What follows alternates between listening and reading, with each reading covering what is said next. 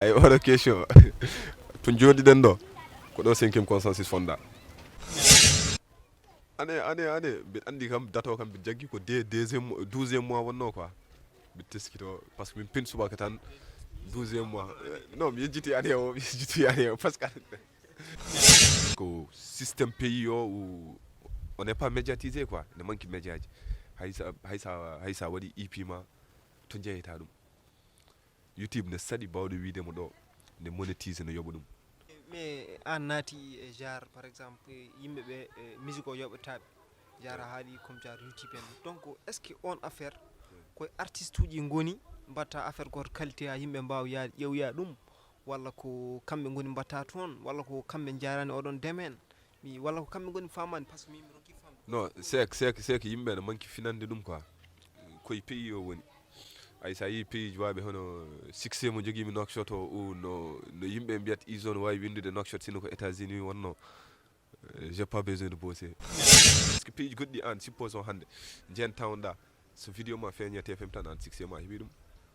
a famat mais enen ɗo est ce que eɗen jogui des tv est ce que eɗen jogui des émissions onon émission ji mo mbatton oɗo joni ɗum ko action goto mawɗo quoi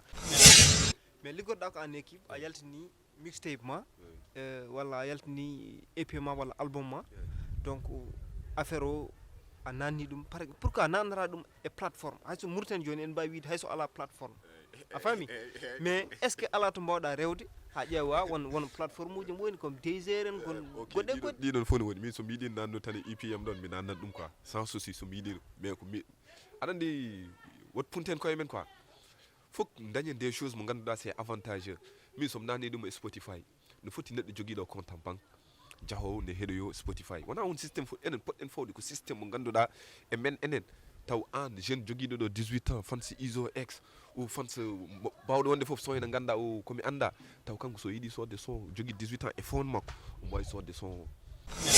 mi heeɗima lyrics bindol ngol par exemple mi nani aɗa wiya e couplet ma ala ko jangde ɓeydinimi so wona monsieur Soukino Pam chinois ji ko janggat ko ɗemɗe mumen janggata ɗemɗe goɗɗe quoi ay janggude ɗemɗe goɗɗe ne moƴƴi ha mayi mais janggen ɗemɗe men avant goɗɗum quoi tubakoɓe en gona maccuɓe mabɓe koye oɗon niveau ay chinois hande to jaaɗa fof ne teddina aɗan ko tagi par ce que chinois janggat ko ɗemɗe mumen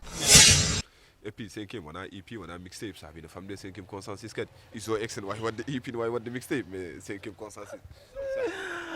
mono comment de